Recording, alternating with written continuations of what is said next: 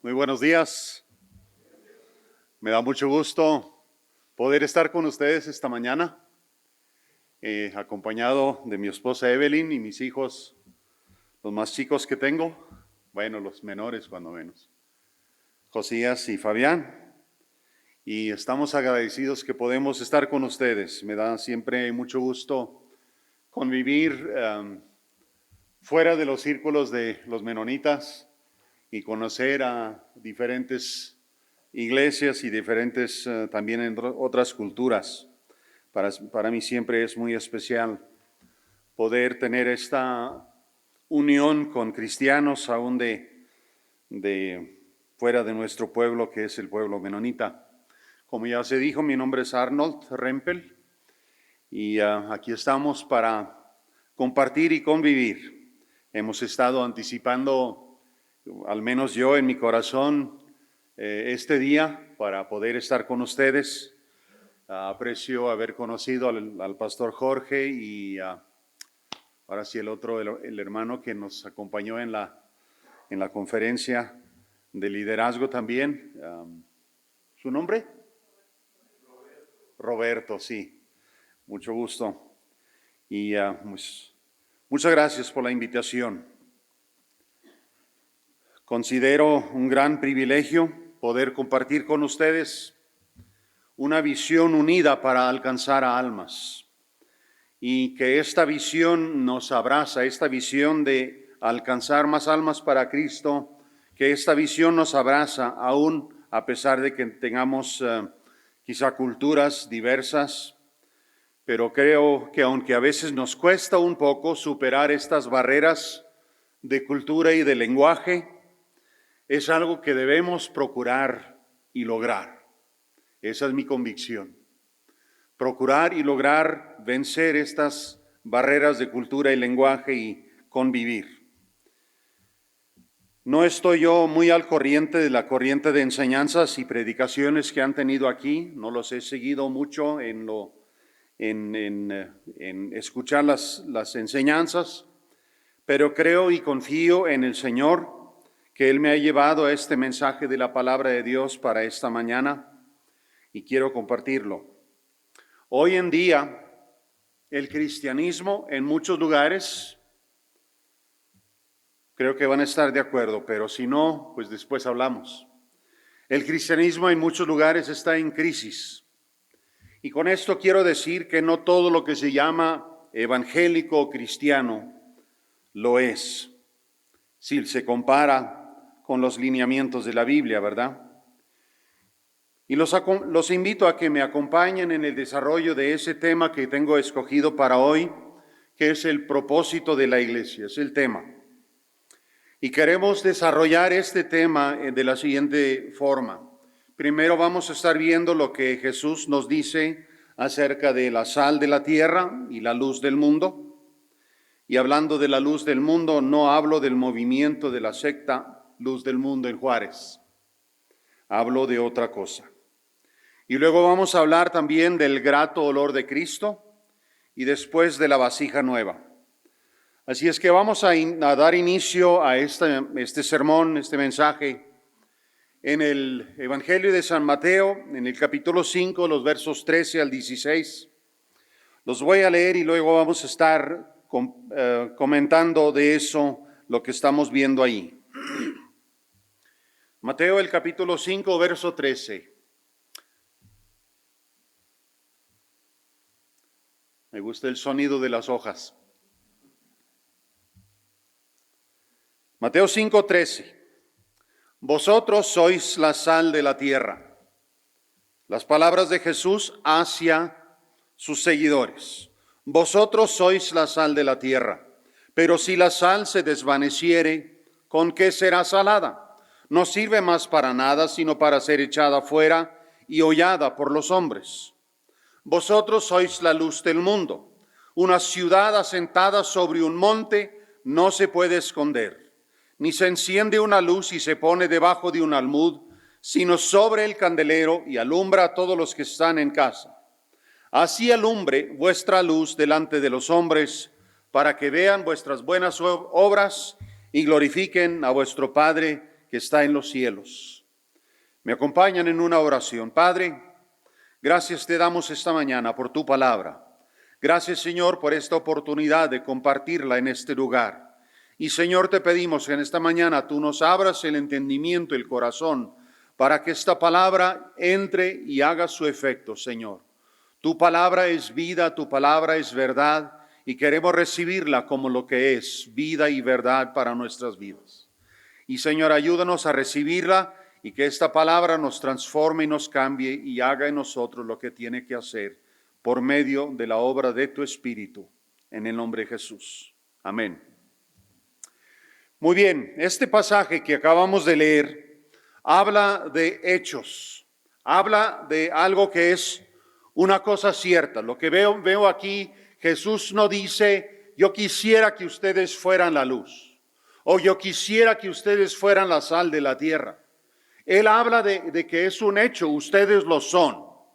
Entonces es algo que no necesariamente se aspira. Creo que está bien que nosotros aspiremos ser mejores en ser esta luz, ser mejores en ser esta sal, pero la palabra de Dios simplemente nos dice, esto es lo que ustedes son.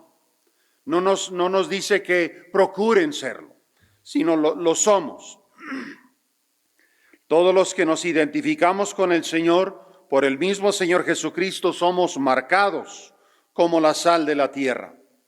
Y yo no puedo predicar como alguien que lo sabe todo, así es que si sus pastores o otros hayan dicho otras cosas acerca de la sal y que son ciertas, qué bueno, pero yo quiero hablar de unas cosas, unas cualidades de la sal. Una de estas es la cualidad de la preservación. A lo largo de la humanidad, de la historia de la humanidad, la Escritura nos menciona el estado corrupto de la sociedad, ¿verdad?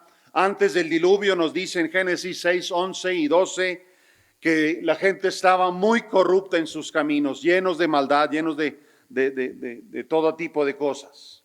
Después del diluvio en Génesis 8, otra vez nos vuelve a decir la palabra de esa corrupción que está en el ser humano, en la humanidad. En los días de David también se menciona en el Salmo 14, el verso 3, la corrupción del ser humano. Y luego en Isaías, el capítulo 1, el verso 5 y 6, también nos menciona eso, de la corrupción de la humanidad. Entonces, si no fuera por la sal en medio de toda esta pudrición, la historia fuera un tanto más triste todavía, ¿verdad? Yo estoy en el proceso de la lectura, en mi lectura bíblica, estoy leyendo a través de la Biblia de principio a fin, y me llamó mucho la atención otra vez en esta pasada que le hice, leyendo en los libros de Jueces, de Samuel, de Reyes y de Crónicas, se ve tanta maldad. Habla de un rey, viene este rey y hizo lo de su padre Jeroboam, y así cosas, así menciona. Y luego vino otro rey y otro rey y otro rey, y muchos de ellos dice que de acuerdo a los hechos de tal rey, muchas veces menciona Jeroboam. Entonces se ve tanta maldad, pero de repente sale uno que otro que hizo de acuerdo a lo que David hizo, o de acuerdo a lo que con una buena presentación, podemos decir, ¿verdad? Y si no fuera por estas joyas en medio de toda esa lectura de algo bueno, sería un tanto más triste leer toda esa historia.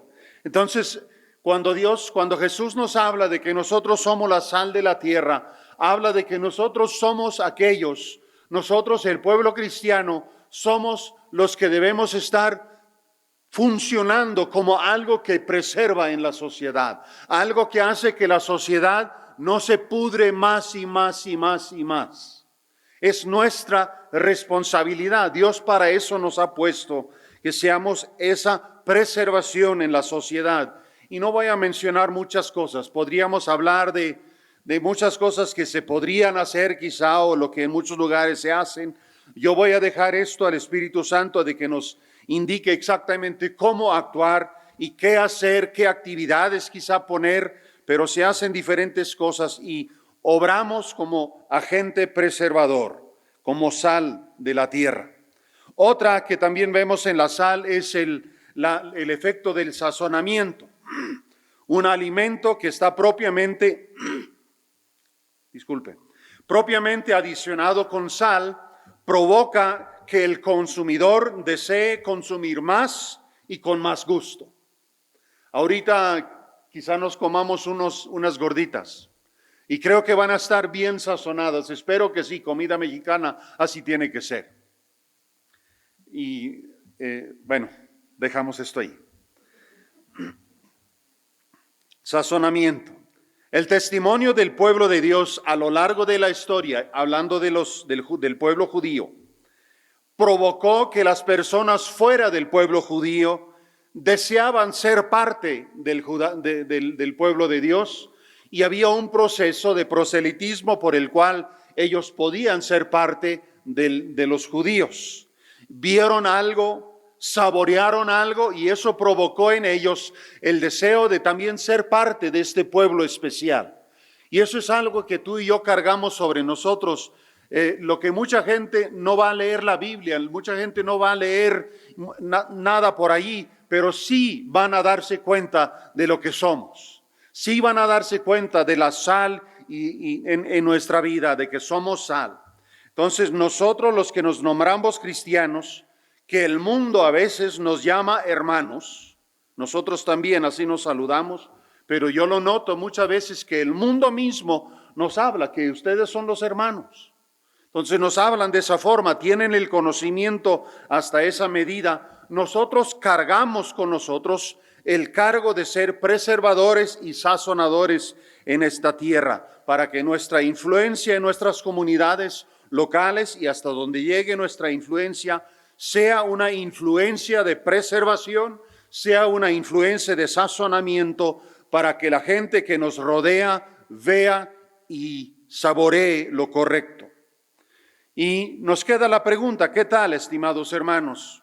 ¿Funcionan nuestras vidas en la preservación de la sociedad? ¿Qué efecto hemos llevado en que la sociedad no haya empeorado más? ¿Qué tal, estimados hermanos? ¿Qué efecto hemos tenido? ¿Cómo hemos funcionado en darle el sabor adecuado a lo que es el ser cristiano, para que otra gente diga, si esto es, también lo deseo? O por el otro lado, si esto es ser cristiano, me da asco. Tristemente también sucede esto. La sal como mineral, como un mineral puro, no pierde su función. Pero al parecer aquí Jesús dice, si fuera así, si pudiera perder la función, no sirve más para nada, sino para ser echada fuera y hollada por los hombres. La sal en sí no pierde su salinidad, puede ser manchada, ensuciada, pero la sal pura mantiene su salinidad. Disculpen. Pero si nosotros como cristianos perdemos nuestra salinidad, perdemos nuestro efecto, dice aquí una palabra y a mí se me hace dura, pero es lo que dice el Señor Jesús: no sirve más para nada, sino para ser echada fuera y hollada por los hombres. Así es que oremos que nuestras vidas lleven de manera constante las características de la sal. Y luego también habla Jesucristo aquí de que nosotros somos la luz del mundo. Y otra vez, no es que debemos serla, sino la somos. Y ese pensamiento a mí me impacta. Si nosotros somos la luz y esta luz se apaga, estos focos están aquí, alumbran, y si los apagamos, no hay otras. Estas son las luces de este auditorio, y si se apagan, se oscurece. Bueno, ahí entra un poco luz del sol, pero ustedes saben a lo que voy, ¿verdad? El Señor Jesucristo dice, vosotros sois la luz del mundo. Una ciudad asentada sobre un monte no se puede esconder, ni se enciende una luz y se pone debajo de un almud, sino sobre el candelero y alumbra a todos los que están en casa. Así alumbre vuestra luz delante de los hombres, para que vean vuestras buenas obras y glorifiquen, ¿pero quién? A vuestro Padre que está en los cielos. Nosotros no somos el centro alrededor del cual el universo da sus vueltas. Es el Padre, no nosotros. Entonces la luz tiene su propósito y no es para ser admirado. Gracias, hermano. La luz tiene su propósito y no para ser admirado solamente, sino luces en la oscuridad son indicios de esperanza en un mundo de oscuridad. Me acuerdo que como niño, leyendo historias en libritos de historia, a veces leía de personas que se habían perdido por allá en el monte o afuera en el campo y no sabían dónde estaban y caminaban sin rumbo y sin dirección, no sabiendo dónde estaban, hasta que de repente en la noche, en la oscuridad, ven allá lejos, se ve una lucecita por allí. Y como esa luz fue una esperanza y les dio dirección hacia dónde encaminarse. Y así nuestra luz debe ser así, en la tiniebla que nos rodea, debe ser algo que invita, que da una invitación, ¿cómo diré? Una sensación de que allí hay esperanza, allí podré alcanzar ayuda. Se cuenta la historia de una torre con faro en Calais, Francia, y el encargado del faro estaba explicando a un turista la función de este faro, enfatizando la potencia del faro y que tenía su visibilidad desde muy lejos. Aquí tengo un número de 55.5 kilómetros. Y el turista le preguntó al encargado del faro, ¿y si llega a apagarse el faro, entonces qué? Y el encargado del faro dice, ¡nunca! Imposible. Clamaba visiblemente asustado ese velador de ese faro al pensar en esto. Y dijo al turista, dijo, mire señor, allá donde no se ve nada, allá en la oscuridad, allí hay barcos que vienen de todo mundo. Y si una de mis luces se apaga hoy, dentro de unos meses nos llegarán cartas, quizá de la India, de América o de algún otro lugar en el mundo del cual yo nunca he oído, y nos van a reclamar que en aquella noche a tal hora la luz del faro de Calais estaba apagada o con falta de fuerza y los barcos estaban en peligro. Señor, a veces en la oscuridad de la noche miro el mar y siento como que los ojos de todo el mundo están fijados en mi luz. Apagarse, bajar de brillo, nunca, dice. ¿Cuál es nuestro sentir en cuanto a nuestra luz? A la luz que somos. Apagarse, bajar de brillo, nunca. Que esta sea nuestro añoro de nuestro corazón. Y si Jesucristo dice, Jesucristo mismo también dice, yo soy la luz del mundo, hablando de sí mismo. Y aquí el mismo Jesucristo dice, vosotros sois la luz del mundo. Creo que lo que nos dice aquí, Él es la fuente y nosotros debemos de ser esta reflexión de esa luz que Él es, ¿verdad? Como aquella torre de Calais, había una fuente que era otra que el foco y Jesucristo es nuestra fuente. Entonces más vale que nos preguntemos y lo meditemos a veces, ¿hay alguna persona? Pregúntese esto, o permite que esta pregunta le llegue. ¿Hay alguna persona sobre la faz de la tierra, ya sea que los hayamos tratado vía teléfono, vía redes sociales o en físico, en donde hubo falta de sal y de luz de mi parte? ¿Alguna vez lo hemos considerado que por falta de sal y luz en mí, o en ti alguien haya perdido su vida? ¿Sentimos nosotros la urgencia de aquel encargado del faro de Calais? Jesucristo en un lugar pregunta: así que si la luz que en ti hay es tinieblas, ¿cuántas no serán las mismas tinieblas? Mateo 6:23. Sé que este pasaje no habla tanto de esta parte del que acabamos de leer, pero si yo pienso en esto, si lo que yo creo, si lo que usted y yo creemos que es luz y realmente no es, entonces está muy oscuro, ¿no? Vamos a proceder a otro pasaje que nos habla de nuestro propósito. Es un pasaje escrito por el apóstol Pablo a la iglesia de Corinto, después de instruirlos a perdonar al arrepentido y comentarles cuánto había deseado el acompañamiento del hermano Tito, y luego escribe lo siguiente en 2 de Corintios, el capítulo 2, el verso 14 al 16. 2 de Corintios 2, 14 al 16. Dice así la palabra de Dios ahí: mas a Dios gracias, el cual nos lleva siempre en triunfo en Cristo Jesús, y por medio de nosotros manifiesta en todo lugar el olor de su conocimiento, porque para Dios somos grato olor de Cristo en los que se salvan y en los que se pierden. A estos ciertamente olor de muerte para muerte, y a aquellos olor de vida para vida. Y para estas cosas, ¿quién es suficiente? Pablo aquí expresa triunfo. Aun cuando se enfrentan desafíos en la iglesia, ansiedad quizá por falta de la presencia de un amigo cercano, aquí fue Tito en particular, y él expresa y dice: a Dios gracias, el cual nos lleva siempre en triunfo en Cristo Jesús, y por medio de nosotros manifiesta en todo lugar el olor de su conocimiento.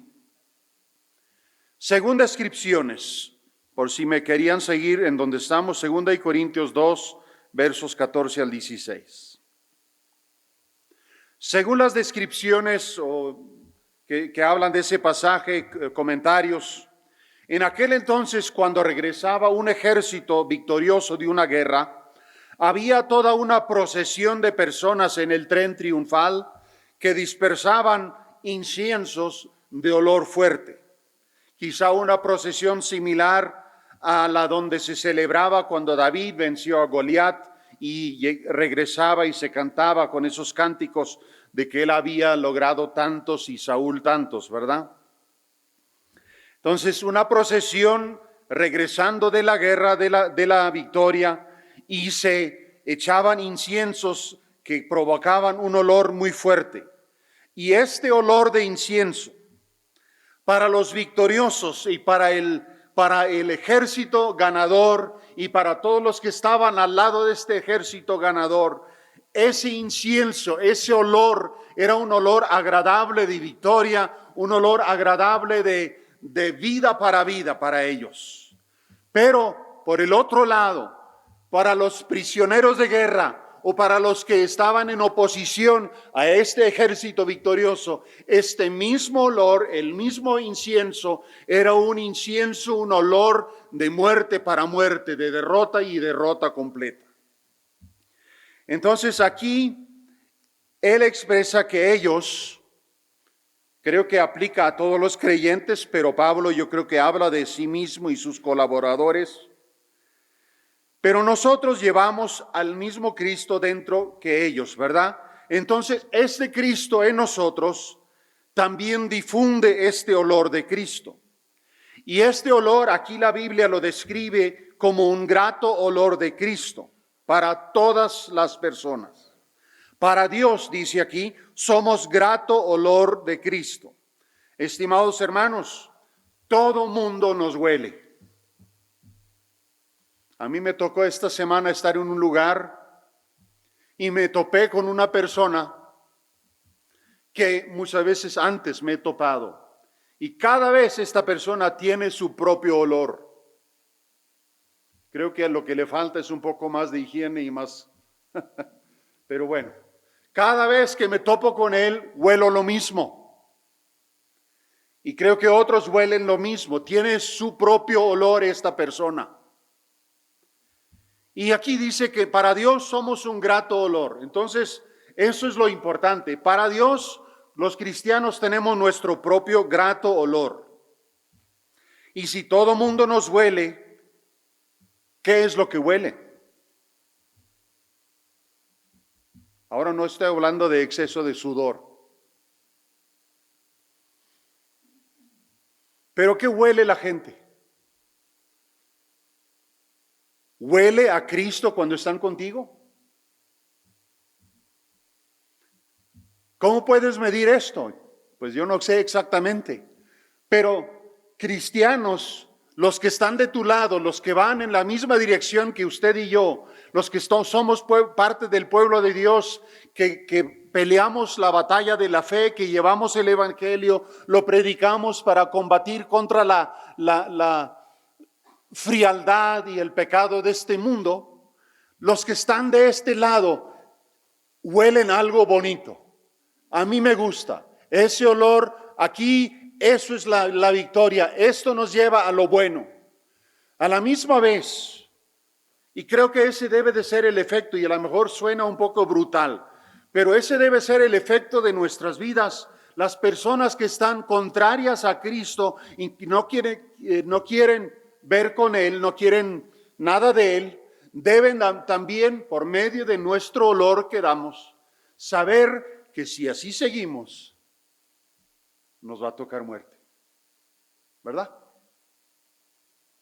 Aunque suena un poco duro eso, pero que la gente no se confunda, que la gente no piense que la gente no sea confundida, que se saben que si están con nosotros, huele a victoria, y si no me pongo del lado de la victoria, yo voy a perder. Entonces pidámosle a Dios que Él nos ayude a tener somos ese olor grato. Y otra vez aquí me queda la pregunta, bueno, ¿y si no olemos a nada? ¿Qué huele la gente conmigo? ¿Qué huele la gente con usted? Aquí dice que para los que se pierden somos un olor de muerte para muerte, y para los que se salvan un olor de vida para vida.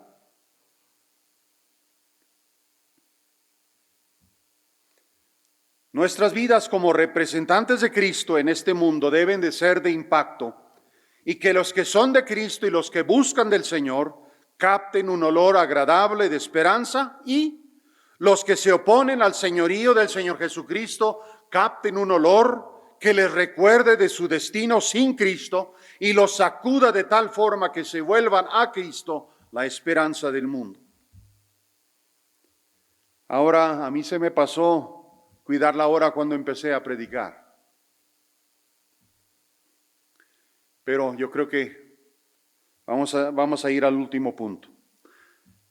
Queremos hablar ahora sí en el Antiguo Testamento de un punto más. Estuve debatiendo en casa cómo ordenar estos puntos y pues así lo había empezado y así lo dejé al final. La vasija nueva, y queremos leer en Segunda de Reyes el capítulo 2, verso 19. Este pasaje en Segunda de Reyes 2, 19 al 22 está en el contexto de la reciente partida de Elías, el profeta, cuando Dios se lo llevó y se queda Eliseo con el cargo de profeta de Dios. Ahora Eliseo, llevando el manto de Elías, regresa al Jordán y se pregunta él, ¿realmente estará sobre mí la unción de Elías? Y dice, a ver, ¿dónde está el Dios de Elías? Y con ese manto da un aventón al río, y el río se abre y él pasa por el río, se abre camino por el río. Estando del otro lado, los hijos de los profetas, al parecer hubo un grupo de estudiantes o un grupo de que estaban haciendo cierta preparación para la obra del Señor. Ellos querían enviar 50 varones para buscar al desaparecido Elías. Eliseo les dijo, no lo hagan, no es necesario, no lo van a hallar, pero al fin sí se los permitió. Fueron, buscaron, no hallaron nada, regresaron. Eliseo les reprende un poquito y en el verso 18, y luego sigue este pasaje que vamos a leer, Segunda de Reyes 2:19. Y los hombres de la ciudad, hablando de la ciudad de Jericó en aquel entonces, dijeron a Eliseo, he aquí, el lugar en donde está colocada esta ciudad es bueno, como mi señor ve, mas las aguas son malas y la tierra es estéril. Entonces él dijo, traedme una vasija nueva y poned en ella sal. Y se la trajeron. Y saliendo él a los manantiales de las aguas, echó dentro la sal y dijo, así ha dicho Jehová, yo sané estas aguas y no habrá más en ellas muerte ni enfermedad. Y fueron sanas las aguas hasta hoy, conforme a la palabra que habló Eliseo. Aquí, el problema en Jericó era que el agua tenía cualidades malas. Y al parecer por eso, por la cualidad mala de las aguas, la tierra también estuvo estéril, como que el agua lo había echado a perder, no podía producir cosechas. Este problema se le presentó al profeta Eliseo y a mí me llama la atención la solución que él tiene. Creo que tiene gran significado. Me llama la atención que Eliseo no dijo, tráiganme un puño de sal, échemelo. O tráeme un bote con sal y que él metiera su mano y sacara esa sal y fuera a esas aguas y las eche. Él dice, tráiganme una vasija nueva con sal y échenle sal. Y con esta vasija, él va y echa esta sal a estas aguas malas y eso hace que esas aguas malas se restauran, son hechas sanas y eso hace que puede ahora sí dar fruto o ser productivo. Y creo que esto es algo que nos indica algo. Dios quiere echar sal a este mundo. Este mundo está así como lo vimos aquí.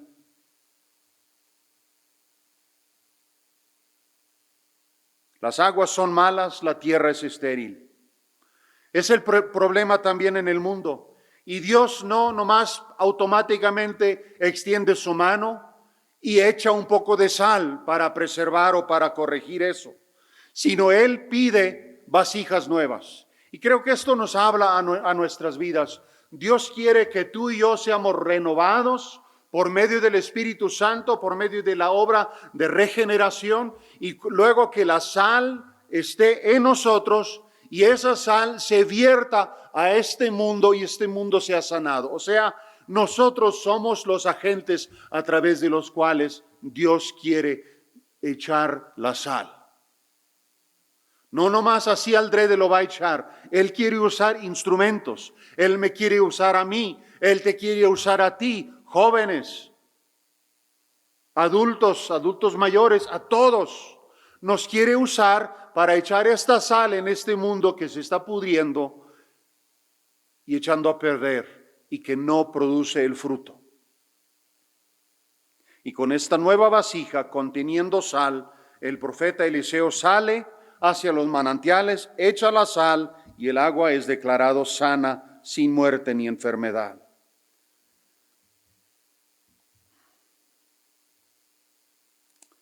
Según estos pasajes, lo que hemos visto, podemos pensar que Dios quizá nos diga, y no sé exactamente en español cuál es la expresión correcta, pero en inglés se diría algo así, no quiero ponerle palabras en la boca de Dios. Pero a mí se me hace que Dios, por medio de todo esto, nos pudiera estar diciendo más o menos estas palabras. Yo los he puesto a ustedes en este mundo para que sean mis testigos y a través de ustedes yo pueda hacer llegar el mensaje de la cruz de Cristo a este mundo. Quiero que su luz brille claramente para que el Padre sea glorificado. La aplicación de la sal la quiero hacer por medio de vasijas nuevas, por medio de las cuales puedo verter sal que haga el efecto sanador a la sociedad. Yo, Dios hablando, en cierta forma, como dije, con cuidado lo quiero decir, pero yo me he limitado a verter sal y brillar luz en el tiempo de hoy por medio de ustedes. Dios se ha limitado a brillar y echar sal por medio de los hijos.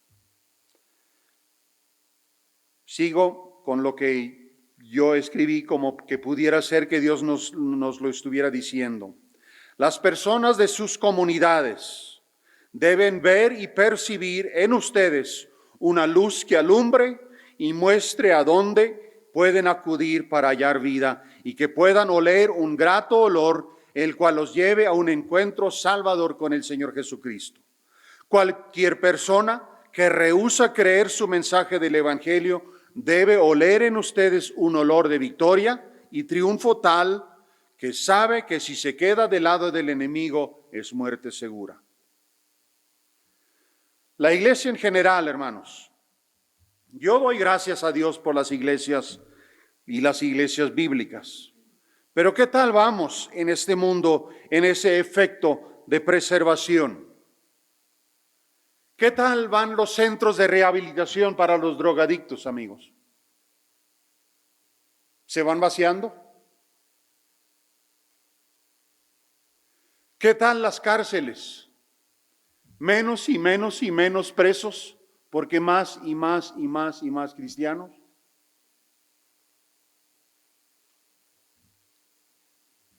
A mí me toca a veces ir a un centro de rehabilitación en Rubio.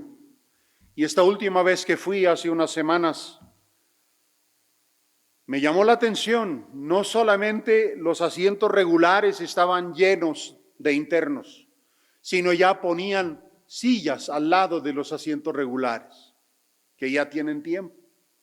Esto quiere decir que hay un aumento de personas que van. Ahora puede ser que hay que es un poco más, que la gente esté un poco más dispuesta a ir a recibir ayuda, puede ser.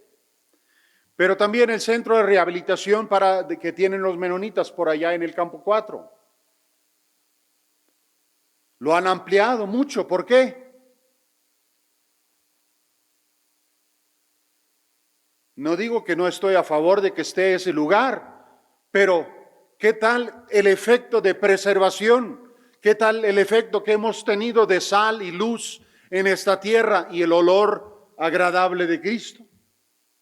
Entonces yo creo que con todo esto no quisiera yo que ustedes como hermanos sientan golpeados y se vayan de aquí como que el pastor solamente nos reprendió, pero quiero que juntos nos pongamos las pilas y que tengamos esto muy claro, que de nosotros depende ser sal y luz en esta tierra.